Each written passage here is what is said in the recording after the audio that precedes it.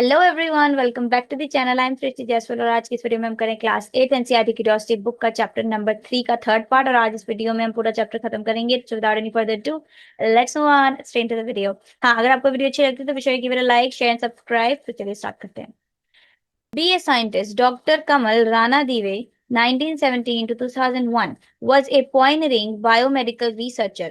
She studied how hormones and certain viruses are linked to cancer. जो doctor कमल राणा दिवाए हैं, ये पॉइनर biomedical researcher थी जिन्होंने स्टडी किया कि जो हार्मोन्स होते हैं वो एंड सर्टेन वायरस जो होते हैं वो कैसे कैंसर कॉज कर सकते हैं, helping improve it's treatment and prevention. जो इनकी रिसर्च थी उसने आज हमारे ट्रीटमेंट में बहुत हेल्प करी है और हम कैसे कैंसर प्रिवेंट कर सकते हैं इसमें भी बहुत हेल्प करी है। Her work also showed how tobacco diet and pollution can raise the risk of cancer. उनकी रिसर्च ने ये भी बताया कि टोबैको और जो हमारी डाइट है और पोल्यूशन है इससे भी कैसे कैंसर का रिस्क बढ़ रहा है, highlighting the importance of healthy lifestyle. उनकी रिसर्च से हमें पता लगा कि क्या इंपॉर्टेंस है एक हेल्दी लाइफस्टाइल के। 3.5 how to prevent and control disease. 3.5 में हम पढ़ेंगे कि कैसे डिजीज को कंट्रोल करें और प्रिवेंट करें। You might have heard the phrase prevention is better than cure. आपने हमेशा सुना होगा ये वाला फ्रेज कि जो प्रिवेंशन होता है वो क्योर से बेटर होता है। It's important to protect our self from both communicable and non communicable disease. ये बहुत इंपॉर्टेंट होता है कि हम अपने आप को कम्युनिकेबल और नॉन कम्युनिकेबल डिजीज से बचा के रखें। अगर आपको अभी तक नहीं पता है कि नॉन कम्युनिकेबल और कम्युनिकेबल डिजीज क्या होती है, वैसे तो मैंने डिटेल में पहले वीडियो में आपको अच्छे से समझाया इससे पहले वाले पार्ट में। अगर आप वो वीडियो देखना चाहते हैं तो देखिए। मैं अभी भी फिर से आपको बता देती हूँ what is communicable and non communicable disease. Communicable disease वो होती हैं जो किसी के कांटेक्ट से फैलती हैं, और नॉन कम्युनिकेबल डिजीज वो होती हैं जो किसी भी कांटेक्ट से नहीं फैलती हैं। ये हमारे बॉडी की अंदरूनी कमियां होती हैं, अंदरूनी प्रॉब्लम होती है। ये डिजीज को हम चाह कर भी किसी को स्प्रेड नहीं कर सकते हैं। तो ये हो गया। Next, we are doing activity 3.6. Let us read. Odisha community-led sanitation campaign. In Bhadrak district, Odisha community sanitation campaign helped more people to build and use toilets. जो उड़ीसा की सैनिटेशन कैंपेन थी इसकी वजह से more people build and use toilets. This reduce open defecation significantly and improved child health. जो उड़ीसा की campaign थी इसकी वजह से ओपन डिफिकेशन बहुत कम हुई और चाइल्ड हेल्थ बहुत इंप्रूव हुई with fewer cases of diarrhoea and infection. इसकी वजह से जो डायरिया और इन्फेक्शन के केसेस थे वो बहुत कम हो गए। What do we infer from this case study? A simple step like good sanitation can greatly reduce the spread of communicable disease. हमने इस स्टडी से क्या सीखा कि जो सिंपल सैनिटेशन होती है उससे ही हम कम्युनिकेबल डिजीज को कैसे बहुत कम कर सकते हैं। Find about such community campaigns held in your location, share in your class and discuss with your peers about the impact of such initiatives. तो आपने अगर आपके आसपास भी कहीं ये कैंपेन्स चल रही हैं तो इसके बारे में आप अपने पीयर से, टीचर से, अपने फ्रेंड से, फैमिली से बात करें और देखिए कि इस इनिशिएटिव से क्या इम्पैक्ट हमारी सोसाइटी पर पड़ रहा है। ये सब तो रीडिंग करने वाला ही था इसलिए मैंने आपको कुछ समझाया नहीं, तो सब रीडिंग था अभी तक। तो ability of body to fight disease. अब हम कर रहे हैं इम्यूनिटी के बारे में। इम्यूनिटी की डेफिनेशन ही है ability of body to fight against disease. यही इम्यूनिटी होती है। इम्यूनिटी बहुत सारे तरीके की होती है। कई इम्यूनिटीज हम पैदा होते हैं तभी हमारे अंदर होती है, कई इम्यूनिटीज हम धीरे धीरे जैसे बड़े होते हैं वैसे हमें मिलती हैं। तो इम्यूनिटीज बहुत तरीके की होती है। और इम्यूनिटी क्या होता है? Ability of body to fight against disease.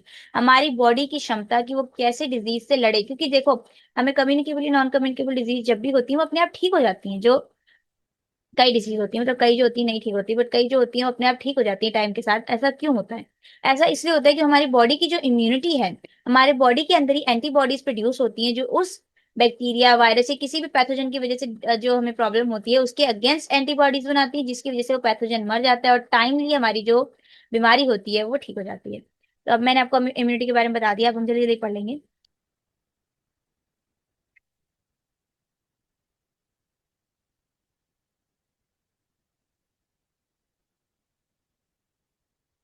You would have noticed that some people get sick more frequently than others, although living in a similar environment. हमने ये बहुत नोट किया होगा कि कई बच्चे जो होते हैं हमारे ऑब्वियसली वो सिमिलर एनवायरनमेंट में ही रह रहे हैं, हमारे आसपास ही रह रहे हैं, बट उनको हमेशा सर्दी जुकाम लगा रहता है। ऐसा क्यों होता है आखिर? ऐसा इसलिए होता है क्योंकि उनकी इम्यूनिटी वीक है। उनकी बॉडी की एबिलिटी जो है डिजीज के अगेंस्ट फाइट करने की वो बहुत वीक है, इसीलिए ऐसा होता है। Do you know why? हमने बता दिया क्यों होता है ऐसा। The natural ability of body to fight disease is known as immunity. अभी मैंने आपको बता दिया। Our body has special system called immune system that help us to fight against disease.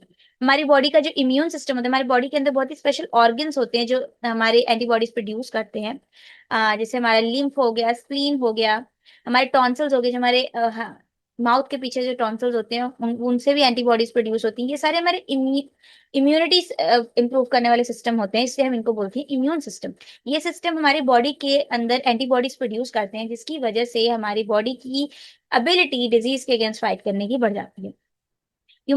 You might have taken some drops और injections. आपने कभी drops और injections तो लिए होंगे, जैसे हम पोलियो की ड्रॉप्स पीते थे बचपन में। वो किस लिए होता था? क्योंकि हमें वो इम्यूनिटी हमारी इंप्रूव करते थे कि अगर बाई चांस हमें जिंदगी में हम कभी भी पोलियो के पैथोजन से को एनकाउंटर करें तो हमारी बॉडी के अंदर ऑलरेडी उसकी एंटीबॉडीज प्रेजेंट हो, ताकि जैसे ही हमारे अंदर वो वायरस है एंटीबॉडीज तुरंत एक्टिवेट हो जाए और वो पोलियो का वायरस जो भी मतलब पैथोजन पोलियो का होगा वो वहीं ऑन द स्पॉट मर जाए। इस वजह से हमें पोलियो नहीं होता।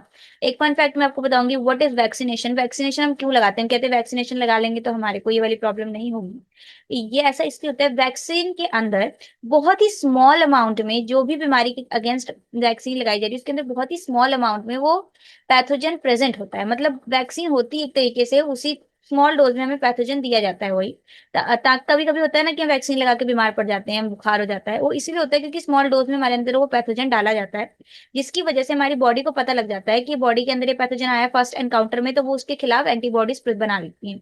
जब हम असली में इस पैथोजन को कभी एनकाउंटर करेंगे तो हमारी बॉडी के अंदर ऑलरेडी एंटीबॉडीज प्रेजेंट होंगी, जिसकी वजह से वो बीमारी हमें नहीं होगी। तो आप समझिए, अगर हो भी गई तो बहुत जल्दी ठीक हो जाएगी।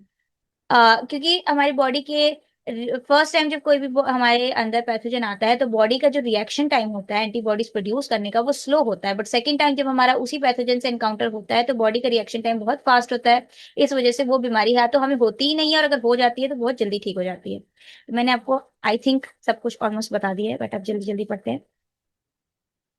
You might have taken some drops or injection in your childhood to protect yourself against certain disease. हमने अपनी चाइल्डहुड में बहुत सारे ड्रॉप्स एंड इंजेक्शंस लिए हैं जिससे हम अपने आप को सर्टन डिजीज से बचा सकें, such as polio, measles, tetanus and hepatitis. जैसे पोलियो, मीजल्स और टेटनस और हेपेटाइटिस हो गया। इसकी तरह हमने और भी बहुत सारी वैक्सीन हमने बचपन में ली हैं जिससे हमारे को ये वाले बीमारियां ना हो। These vaccine that help us prevent serious infections caused by virus और बैक्टीरिया। हाँ, वैक्सीन होती हैं जो हमें वायरस और बैक्टीरिया के खिलाफ हुई बीमारियों से बचाती हैं अगर हमने इसकी वैक्सीन ले रखी है तो। A vaccine help our body fight certain disease by training the immune system to recognize and attack harmful germ। जो वैक्सीन होती है इसके अंदर स्मॉल डोज में पैथोजन होता है, इसकी वजह से हमारी बॉडी के अंदर एंटीबॉडीज प्रोड्यूस हो जाती है फर्स्ट टाइम में ही, और नेक्स्ट टाइम जब वो पैथोजन हमारे अंदर आता है तो हमारी बॉडी को रिकॉग्नाइज करती है तुरंत और उसके खिलाफ तुरंत स्टोर्ड एंटीबॉडीज या फिर न्यू एंटीबॉडीज प्रोड्यूस करके उसको मार देती हैं। हमारी बॉडी के एक रिकॉग्नाइज सिस्टम बहुत अच्छा होता है, क्योंकि जब भी हमारी बॉडी के अंदर ऐसी कोई चीज आती है जो हमारी बॉडी को बिलोंग नहीं करती है वो तुरंत उसके खिलाफ एंटीबॉडीज बनाती है और हमारे व्हाइट ब्लड सेल्स उनको मार देते हैं।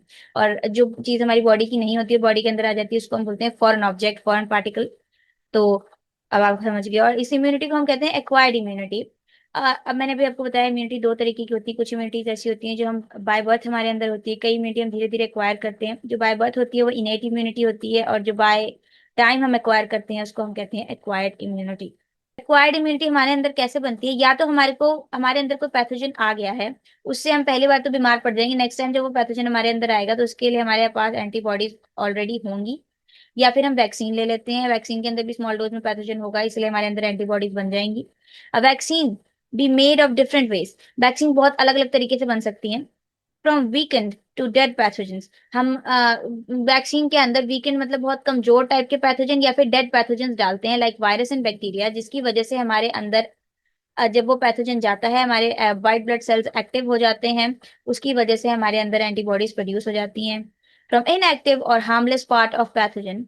हम देखो वैक्सीन के अंदर या तो वीकेंड मतलब कमजोर या फिर डेड पैथोजेंस डाल सकते हैं लाइक बैक्टीरिया एंड वायरस, या फिर हम इनएक्टिव पैथोजेंस डाल सकते हैं जो किसी काम की नहीं है। हार्मलेस पार्ट हम पैथोजन का डाल सकते हैं वैक्सीन के अंदर, जिससे हमारे अंदर वायरस आ जाना चाहिए, बस वो पैथोजन आ जाना चाहिए जिसकी वजह से हमारी बॉडी एंटीबॉडीज उसके खिलाफ प्रोड्यूस कर सके। Some newer, some newer vaccine instruct our own body cells to make harmless part of germs, which our immune system learn to fight। कई ऐसी नई तरीके की वैक्सीन आती है जिनके अंदर हम पैथोजन नहीं डालते हैं, बट वो हमारी बॉडी को ही फोर्स करती हैं ऐसे हार्मलेस जर्म्स के पार्ट बनाने को, जिससे हमारा इम्यून सिस्टम को लगता है हमारे अंदर कोई फॉरेन पार्टिकल आ गया है और वो उसके खिलाफ एंटीबॉडीज प्रोड्यूस करने लगते हैं, उसके खिलाफ फाइट करने लगते हैं। For example, a tetanus shot often given after an injury protects against infection by a tetanus causing bacteria। अगर हमें टेटनस का शॉट जब भी हम लगाते हैं, कभी भी हम कहते हैं जंग लगी चीज से हमारा हाथ कट जाता है, कुछ भी कट जाता है, तो हम तुरंत कहते हैं टेटनस का शॉट लगाओ, जो हमें प्रोटेक्ट करता है टेटनस कॉजिंग बैक्टीरिया से। It contains an inactive bacterial toxin that helps the immune system develop protection without causing the disease। जो हमारे टेटनस का शॉट होता है, टेटनस की वैक्सीन होती है, उसके अंदर इनएक्टिव टॉक्सिन होता है जो हमारी बॉडी को, बैक्टीरियल टॉक्सिन होता है जो हमारी बॉडी के इम्यून सिस्टम को बोलता है कि हमारे अंदर एंटीबॉडीज प्रोड्यूस करो, ताकि हमारे अंदर टेटनस की प्रॉब्लम ना हो, और एंटीबॉडीज प्रोड्यूस भी हो जाती है without causing the disease. Do you know when the first vaccine was discovered? आप बताओ कि फर्स्ट वैक्सीन कब डिस्कवर हुई थी। जल्दी गूगल करो और मेरे को कमेंट सेक्शन में बताओ कि when was the first vaccine discovered. Edward Jenner and the smallpox vaccine. Edward Jenner and the smallpox vaccine. Smallpox was a deadly disease that caused blister and killed millions. Smallpox एक बहुत ही deadly disease थी. In fact, it was so deadly that it killed millions of people. अब आप देखो कि small pox जो है वो किसी को भी नहीं होता है, क्योंकि जो है उसके खिलाफ वैक्सीन इतनी अच्छी आ चुकी हैं कि अब स्मॉल पॉक्स किसी को भी नहीं होता है। अ माइल्डर डिजीज कॉज काउपॉक्स। जो स्मॉल पॉक्स था ये बहुत खतरनाक था, उससे थोड़ी माइल्ड डिजीज थी, वो काउपॉक्स थी जो काउज में देखी जाती थी। Could also infect humans, but ये ह्यूमन को भी इन्फेक्ट कर सकती थी। In late 1700s, English doctor Edward Jenner discovered that people who had cowpox did not get smallpox। In late 1700 में डॉक्टर एडवर्ड जेनर ने देखा कि जिनको काउपॉक्स था उनको स्मॉल पॉक्स नहीं हो रहा था।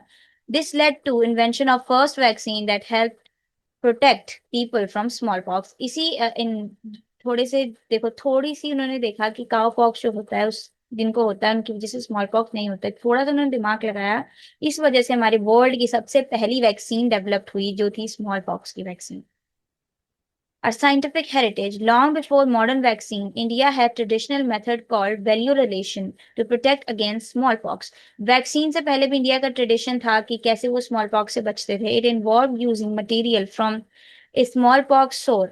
smallpox sore में से वो material यूज करते थे to scratch the skin and create a mild infection and build immunity। इस वजह से वो mild infection create करते थे पर्सन के अंदर, जिसके वो immunity develop कर लेता था और उनको smallpox नहीं हो सकता था।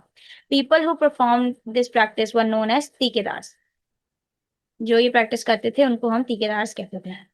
थिंक, अब हम करेंगे think like a scientist. Observation. Jenner observe that milkmaid who had cowpox did not catch smallpox. जो मिल्क मेड्स होती थी वो, जिनको अगर उनको काउ पॉक्स होता था तो उनको स्मॉल पॉक्स नहीं होता होता था, क्योंकि लाइकली ये हो सकता था, likely because two viruses are related. ये इसलिए हो सकता था कि जो काउ पॉक्स और स्मॉल पॉक्स के वायरसेस हैं वो रिलेटेड हैं।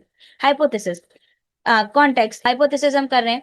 Contacts in pus of cowpox blister protected people from smallpox। Now, pus is the liquid that is filled inside a pimple or a blister। जो वो मानते थे कि ये ब्लिस्टर के अंदर जो लिक्विड है ये प्रोटेक्ट करता है लोगों को स्मॉल पॉक्स से। एक्सपेरिमेंटेशन भी है इसका। He tested by injecting cowpox sap into a boy। इन्होंने cowpox sap मतलब अगेन cowpox लिक्विड इंजेक्ट किया एक बॉय के अंदर, who later show no illness when exposed to smallpox। उसको जब स्मॉल पॉक्स से एक्सपोज किया गया तो उसको स्मॉल पॉक्स नहीं हुआ। Result small pox. Result, he found that people who were injected with cowpox sap were now resistant to smallpox। Result ये मिला हमें कि जिनके अंदर काउपॉक्स सैप इंजेक्ट किया गया था वो अब स्मॉल पॉक्स रेजिस्टेंट हो गए हैं, मतलब उनको स्मॉल पॉक्स अब नहीं हो रहा है। Application. Mass vaccine eventually help eradicate smallpox worldwide. इससे क्या हुआ कि बहुत सारी स्मॉल पॉक्स की वैक्सीन बनी, जिससे स्मॉल पॉक्स अब वर्ल्ड में खत्म हो चुका है, अब किसी को नहीं होता स्मॉल पॉक्स। ना हमें यहाँ पे ग्राफ दे रखा है, एक्स एक्सेस की तरफ हमारे को दिए हुए ईयर्स, 1950 टू 1980s का ईयर दे रखे हैं हमें। वाई एक्सेस की तरफ हमें दिया हुआ है कंट्रीज रिपोर्टिंग केसेस, कि कौन कौन सी कंट्री में कितने कितने केसेस हुए, ये आप देख सकते हो। ठीक है, तो इसको आप खुद करना। Now we are gonna move, we gonna move ahead. या कभी कभी मैं इंग्लिश, हिंदी और जितनी भी लैंग्वेजेस मुझे आती हैं सारी खराब हो जाती हैं। Vaccine are one of the most effective ways to protect people of all ages. Vaccine सबसे इफेक्टिव वे है किसी किसी भी एज के बंदे को डिजीज से बचाने का।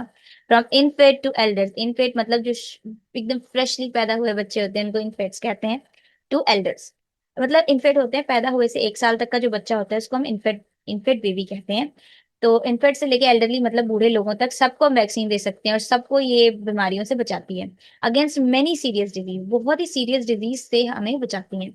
They help prevent illnesses, vaccine illnesses prevent करती है, reduce and spread of infection, reduce करती है spread of infection, save millions of life every year, लाखों की तादाद में लाइफ सेव करती हैं ये वैक्सीन। हर साल कितने लोगों की जिंदगियां बचाती हैं, मिलियन, 1 मिलियन होता है 10 लाख, मतलब मिलियंस ऑफ लोगों की जानें बचाती हैं ये साल में, हर साल।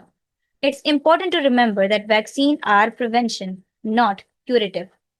हमें ये देखना पड़ेगा कि जो वैक्सीन होती है प्रिवेंशन होती है, क्योर नहीं होता है। They can help minimize serious disease before they happen, but they do not treat them once somebody is already sick.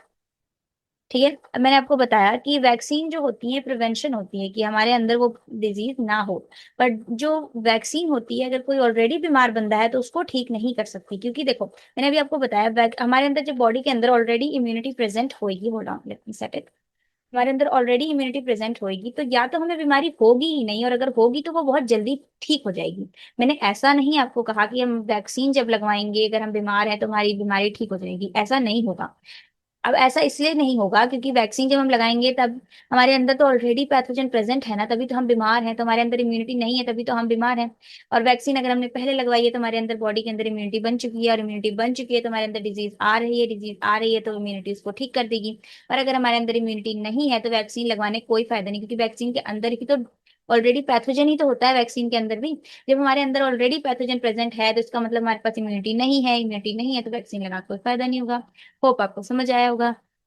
It was a mouthful. ठीक है। सम पीपल में फियर और डाउट वैक्सीन, कई लोग वैक्सीन लगाने से डरते हैं और डाउट भी करते हैं, but scientist and doctor carefully tested them for safety. जो क्या बोलते हैं, साइंटिस्ट होते हैं और डॉक्टर्स होते हैं हमेशा वैक्सीन को बहुत ज्यादा टेस्ट करने के बाद ही किसी इंसान को लगाते हैं।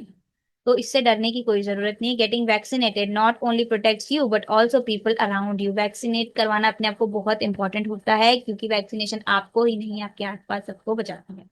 तो this was all about immunity and vaccination. अब हम आगे देखते हैं। Ever heard of India's role in vaccine production? क्या आपने इंडिया का वैक्सीन प्रोडक्शन में रोल सुना है? नहीं सुना तो आप सुनो। India is one of the largest vaccine producers. India में सबसे ज्यादा वैक्सीन प्रोड्यूस होती हैं। It manufactures vaccine on a massive scale and supply them to many countries. India में बहुत ज्यादा क्वांटिटी में वैक्सीन प्रोड्यूस होती है और बहुत ज्यादा कंट्रीज को ये सप्लाई भी करते हैं हम लोग vaccine. Indian vaccine companies played a key role during COVID-19 pandemic.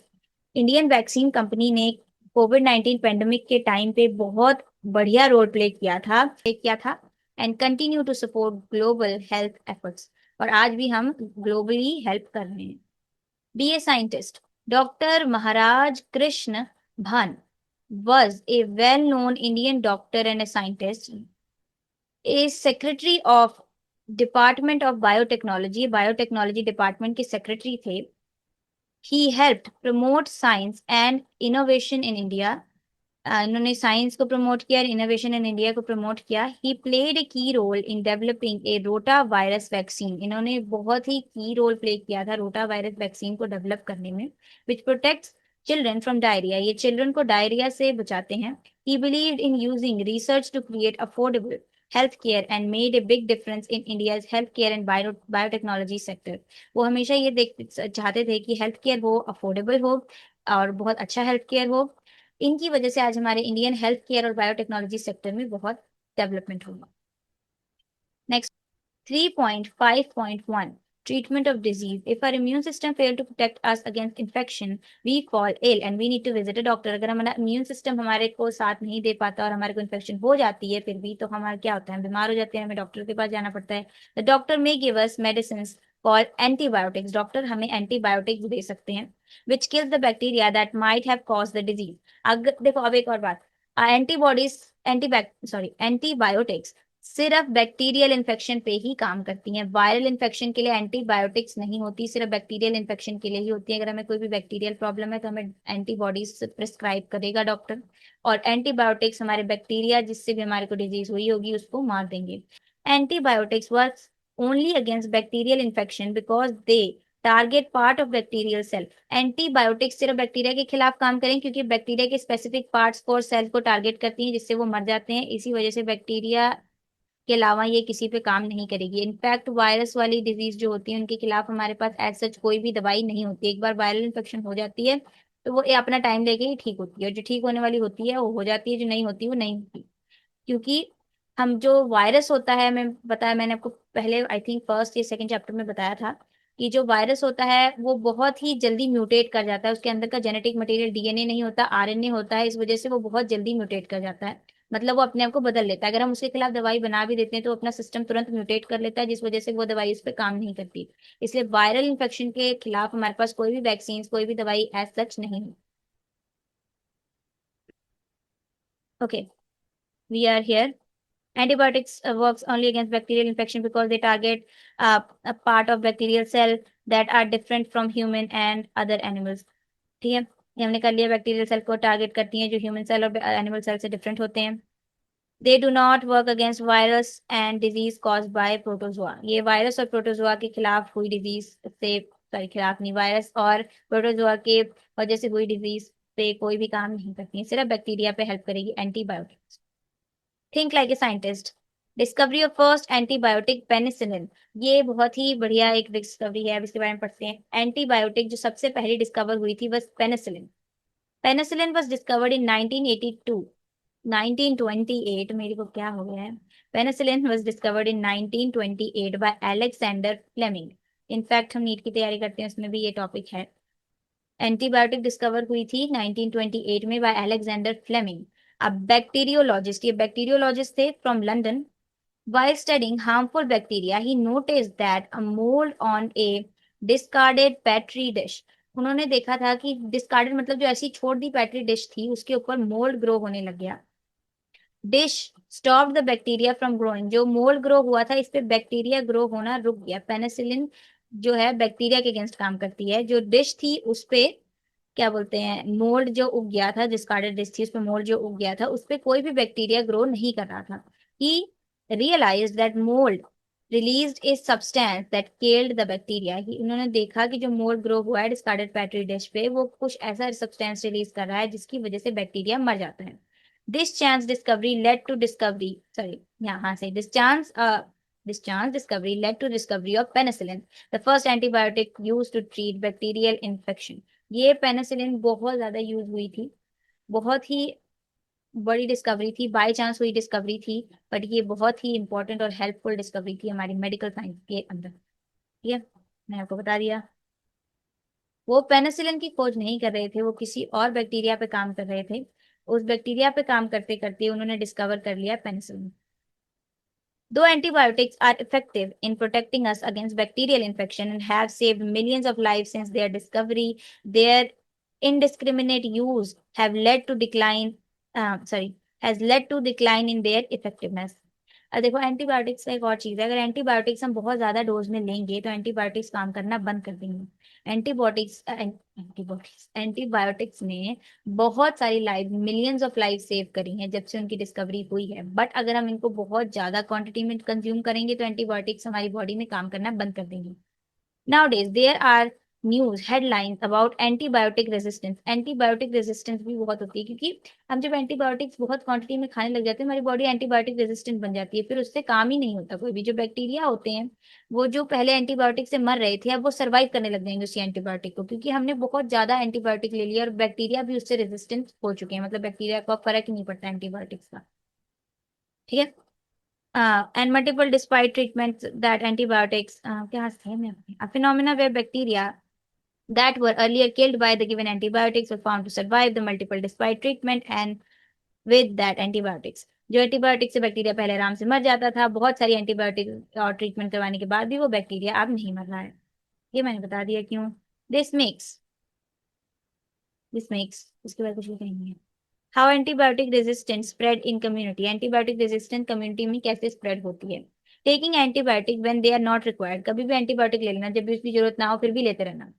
ठीक है, अब हम देखेंगे कि development of resistance in the bacteria in animal. अब एनिमल के अंदर हम देखेंगे कि बैक्टीरिया जो है वो रेजिस्टेंट कैसे हो रहा है। एंटीबायोटिक्स अगर हमने एनिमल्स को दी एनिमल को बहुत ज्यादा क्वांटिटी में दी तो एनिमल जो है एंटीबायोटिक रेजिस्टेंट बन गया। अगर उनके अंदर कोई बैक्टीरिया आ गया, रेजिस्टेंट बैक्टीरिया, तो वो उनके फूड प्रोडक्ट्स में भी होगा। Exposure through animal food products जैसे बटर, एग एंड मिल्क, इनके अंदर भी वो बैक्टीरिया प्रेजेंट रहेगा। अगर हम उनको कंज्यूम करेंगे तो वो हमारे अंदर आ जाएगा, क्योंकि एनिमल्स तो एंटीबायोटिक रेजिस्टेंट थे, उनके प्रोडक्ट भी एंटीबायोटिक रेजिस्टेंट थे, तो अगर हम उनको खाएंगे तो हम भी एंटीबायोटिक रेजिस्टेंट हो जाएंगे। ये स्प्रेड हो सकता है soil in the crop field, manure and animal faeces से। ये स्प्रेड हो सकता है क्रॉप फील्ड में, हो सकता है मेन्योर से, हो सकता है एनिमल फीसीज से हो सकता है। ठीक है। और ये हमारे को, ये हाँ, ये ह्यूमन के डाइजेस्टिव सिस्टम में जा सकता है क्रॉप से भी। अगर क्रॉप भी एंटीबायोटिक रेजिस्टेंट, अभी हमने देखा कि एनिमल एंटीबायोटिक रेजिस्टेंट है, हमने उसके अंदर एनिमल फीसीज डाली, क्योंकि काउ डंग हम यूज करते हैं एज गुड मेन्योर, हम उसको यूज करते हैं। और अगर हम मेन्योर एनिमल से बनी कोई भी प्रोडक्ट अगर हम अपने क्रॉप के अंदर डाल रहे हैं तो क्रॉप भी एंटीबायोटिक रेजिस्टेंट है, और उन क्रॉप को हम खाएंगे तो हम ह्यूमंस भी एंटीबायोटिक रेजिस्टेंट हो जाएंगे। हमने यहाँ देखा प्लांट और एनिमल से कैसे एंटीबायोटिक रेजिस्टेंस हमारे ह्यूमंस के अंदर आ रही है। अब हम देखेंगे ह्यूमंस के अंदर कैसे एंटीबायोटिक रेजिस्टेंस अपनी ही वजह से आ रही है। How resistant bacteria spread through humans. अब हम ह्यूमंस के देखें कैसे ह्यूमंस से फैल रही है। अगर एक हम एंटीबायोटिक रेजिस्टेंट ही हमने इन सबको देख लिया, क्योंकि इन्होंने एनिमल प्रोडक्ट कंज्यूम किया और रेजिस्टेंट क्रॉप खाई, इस वजह से ये एंटीबायोटिक रेजिस्टेंट हो गए। ठीक है। अगर कोई पेशेंट है जिसको सीरियस इलनेस है, जो हॉस्पिटल चला गया, ठीक है, और अगर उसको भी एंटीबायोटिक रेजिस्टेंट थी और सीरियस इलनेस थी, वो हॉस्पिटल गया, हॉस्पिटल से पेशेंट से इनडायरेक्टली स्प्रेड हो सकता है, हेल्थ केयर वर्कर को स्प्रेड हो सकता है, किसी और पेशेंट को स्प्रेड हो सकती है। ये प्रॉब्लम जो ये पेशेंट की बीमारी थी वो हेल्थ केयर वर्कर को भी हो सकती है, और कोई भी और पेशेंट है उसको भी हो सकती है, डायरेक्टली और इनडायरेक्टली। ठीक है। Spread in hospital through dirty surface. Hospital में हो सकता है डर्टी सर्फेसिस से, कोई भी अनहाइजीनिकनेस की वजह से हॉस्पिटल से ये फैल सकता है। और भी पेशेंट को, अगर वो पेशेंट घर जाएंगे तो वो घर वालों को भी फैलाएंगे। ऐसे ह्यूमन से फैलती है एंटीबायोटिक रेजिस्टेंस। समझे आप? कोई बीमार बंदा है, उसको एंटीबायोटिक रेजिस्टेंस है अगर, तो वो हॉस्पिटल के डॉक्टर, स्टाफ, पेशेंट और हेल्थ केयर वर्कर्स को फैला सकता है। और अगर हॉस्पिटल में क्लीनिनेस नहीं है, उस वजह से भी ये प्रॉब्लम हॉस्पिटल में फैल सकती है। और उस हॉस्पिटल से कोई पेशेंट घर जाएगा तो वो अपने घर वालों को भी फैलाएगा, और वो घर वाले आगे फैलाएंगे, तो इस वजह से होगी एंटीबायोटिक रेजिस्टेंस।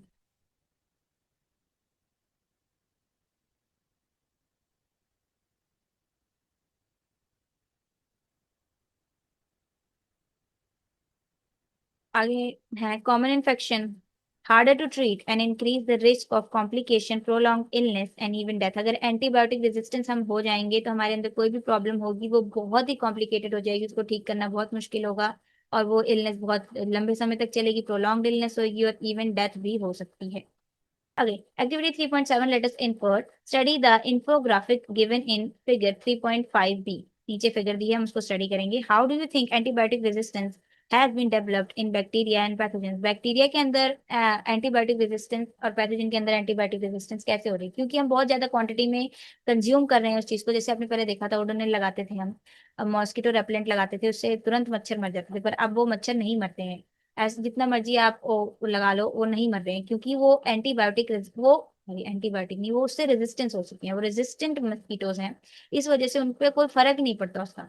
ऐसा इसलिए होता है धीरे धीरे, जब जैसे आप, मैं आपको एक अच्छा एग्जांपल देकर बताती हूँ। जैसे हमारे पास 10 तरीके के बैक्टीरिया हैं, 10 बैक्टीरिया को हमने एंटीबायोटिक्स दी, वो 10 में से 9 बैक्टीरिया मर गए, क्योंकि वो बिल्कुल नहीं बर्दाश्त कर पाए। मानो उस 10 में से एक बैक्टीरिया ऐसा था जो उस एंटीबायोटिक को सरवाइव कर गया, और उस बैक्टीरिया को मल्टीप्लाई करता गया, तो जितने भी बैक्टीरिया उससे मल्टीप्लाई करेंगे वो सारे एंटीबायोटिक रेजिस्टेंट होंगे। ऐसे ही बाय चांस मिलियंस में कभी एक बैक्टीरिया ऐसा होता है जो एंटीबायोटिक को सरवाइव कर जाता है, और जब भी बहुत डोजेस में देते हैं तो उनकी भी इम्यून सिस्टम जो होता है, सॉरी, उनकी भी, व्हाट वाज आई सेइंग, उनकी भी जो एबिलिटी होती है बॉडी की, जो डीएनए आरएनए उनकी बैक्टीरिया के अंदर होता है, वो भी म्यूटेट कर जाता है कभी कभी। इस वजह से वो एंटीबायोटिक रेजिस्टेंट बन जाते हैं। और अगर 1000 में से एक एंटीबायोटिक रेजिस्टेंट बच गया तो वो मल्टीप्लाई करेगा, और जितने भी बैक्टीरिया उससे बनेंगे वो सारे एंटीबायोटिक रेजिस्टेंट ही होंगे। तब आप समझे। What precautions may be taken to reduce antibiotic resistance? Antibiotic resistance के लिए क्या प्रिकॉशंस हम लेने चाहिए? सबसे पहले एंटीबायोटिक हमें कभी भी फालतू नहीं लेनी चाहिए, जितनी ही डॉक्टर ने ड्यूरेशन प्रिस्क्राइब करी है उतने तक ही लेनी चाहिए। बिना बात के, बिना प्रिस्क्रिप्शन के एंटीबायोटिक्स नहीं लेनी चाहिए। To tackle the problem of antibiotic resistance we must use antibiotic wisely, बता दिया मैंने, only when prescribed by doctor in correct dosage and for the right duration, बता दिया। Avoid unnecessary use help prevent the risk of antibiotic resistant bacteria. अगर हम बहुत ज्यादा बिना बात की यूज नहीं करेंगे तो हम रेजिस्टेंट बैक्टीरिया को अवॉइड कर सकते हैं। And keep antibiotic effective for future generation, ताकि हम एंटीबायोटिक को इफेक्टिव रख सकें फ्यूचर जनरेशन के लिए। बिकॉज देखो, बिकॉज आज मेरी सारी भाषाएं बहुत बुरी हैं। कोई नहीं, बट कोई नहीं, नहीं water।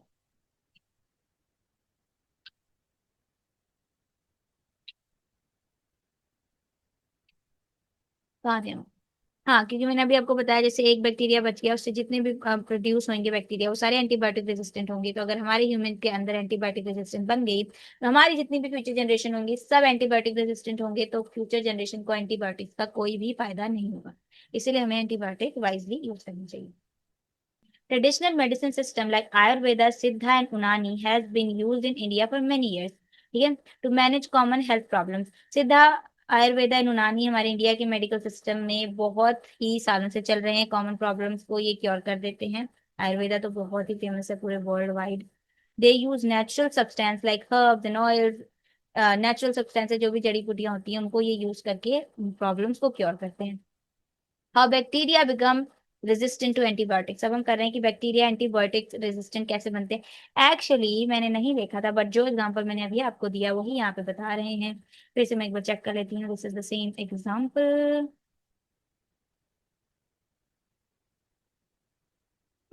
Yeah, I think it is the same example. A few microbes develop resistant to antibiotics। अभी मैंने बताया जैसे यहाँ पे देखो 1 2 3 4 5 6 7, there are 9 बैक्टीरिया। 9 में से एक बैक्टीरिया जो ऐसा था जो एंटीबायोटिक जो हमने उसको दी उसको वो रेजिस्ट कर गया, मतलब वो नहीं मरा उस एंटीबायोटिक से। When antibiotic kills bacteria causing illness, they also kill good bacteria protecting the body from infection. जब एंटीबायोटिक्स हम दे रहे हैं तो हमारे अंदर कुछ अच्छे बैक्टीरिया भी तो होते हैं जो हमारी बॉडी के लिए अच्छे होते हैं, वो उनको भी मार देती है। इस वजह से जो बच गया bacteria, by chance just in case you are unlucky है, वो बैक्टीरिया बच गया और हमारे अंदर जो हेल्प करने वाले बैक्टीरिया थे वो भी मर चुके हैं, तो वो बैक्टीरिया बहुत जल्दी रिप्रोड्यूस करेगा, ग्रो करेगा और टेक ओवर कर लेगा। That is what is written in the third circle, कि वो जल्दी जल्दी बड़ा होगा और antibiotic resistant bacteria take over कर लेगा, क्योंकि अच्छे बैक्टीरिया मर चुके हैं और एंटीबायोटिक रेजिस्टेंट बैक्टीरिया रह गया है। Some bacteria transfer antibiotic resistant to other bacteria causing more problem. कई बैक्टीरिया ऐसे होते हैं जो एंटीबायोटिक रेजिस्टेंस को अपने तक ही नहीं रखते, वो आगे शेयर भी कर देते हैं किसी और बैक्टीरिया को, जिसकी वजह से वो भी एंटीबायोटिक रेजिस्टेंट बन रहा है। तो यही मैंने आपको एग्जांपल अभी दिया था, यहाँ पे ये एग्जांपल है। So I am just so genius, I am just kidding. I need antibiotic for my mother. She has a sore throat and a fever. You must get a prescription from a doctor. हाँ, तो pharmacy पे गए, उन्होंने antibiotic मांगी कि my mother has a sore throat, उनका गला जल रहा है, उनको फीवर है, तो मुझे एंटीबायोटिक दो। तो इन्होंने बोला कि फार्मासिस्ट ने बोला कि you must get a prescription from a doctor. आपको डॉक्टर से प्रिस्क्रिप्शन ले लेनी चाहिए। Are you giving antibiotics to your cattles? No, I am not using any antibiotics. देखो पूछ रहे हैं आप अपनी केटल्स को एंटीबायोटिक्स दे रहे हो, तो she is saying that I am not giving any antibiotics to my cattles. जब केटल को जरूरत नहीं एंटीबायोटिक्स की तो उनको क्यों देनी एंटीबायोटिक्स? जब जरूरत होगी, कोई भी प्रॉब्लम होगी उनको, तो एंटीबायोटिक्स तब दो, बिना बात के नहीं देनी। नाउ थर्ड में लिखा है no no, do not give antibiotics injection to your cattles. अपनी केटल्स को एंटीबायोटिक इंजेक्शन मत दो। It will develop antibiotic resistance otherwise. बिना बात के उनको antibiotic resistance, sorry antibiotic injection ना दो, जिस वजह से वो एंटीबायोटिक रेजिस्टेंस डेवलप कर सकते हैं। इनको मत दो बिना बात के, किसी को भी एंटीबायोटिक बिना बात के ना दो। सो अब थोड़ा सा रह गया है ये चैप्टर, इसके बाद खत्म। Next will gonna do snapshot and question answer in the next video. I think बहुत थोड़ा सा रह गया है ये चैप्टर, तो जल्दी जल्दी खत्म करते हैं।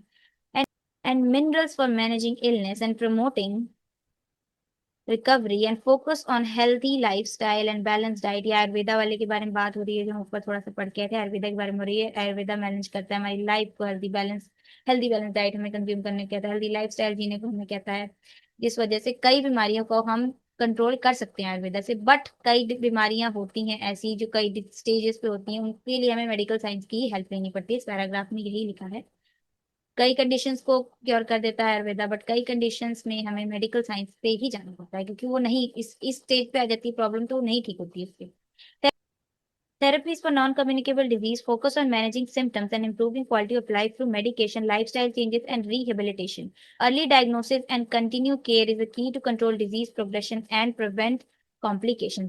थेरेपीज होती है कई नॉन कम्युनिकेबल डिजीज के लिए जो सिम्टम मैनेज करती हैं, क्वालिटी ऑफ लाइफ इंप्रूव करती हैं, मेडिकेशन से चेंज करती हैं लाइफस्टाइल, अर्ली डायग्नोसिस हो सकता है जिससे हम डिजीज को बढ़ने से रोक सकते हैं और कॉम्प्लिकेशन होने से रोक सकते हैं। This was the chapter health the ultimate treasure. I hope you all enjoyed the video, if you did be sure give it a like, subscribe my channel. आज की वीडियो में इतना ही, कल की वीडियो में हम करेंगे स्नैपशॉट्स और सारे question and answer in detail. आज की इस वीडियो में मेरी लैंग्वेजेस सारी ही बहुत बुरी थी, हिंदी इंग्लिश जो भी मुझे आता है सभी बहुत अजीब सा चल रहा था, आई डोंट नो व्हाई, हो जाता है कभी कभी। बट अगर आपको वीडियो अच्छी लगी हो तो be sure give it a like, subscribe, हाँ। And all my links, social media links and music links will be in the description box, so go ahead and check them out. I am Srishti signing off. See you next time. Bye bye.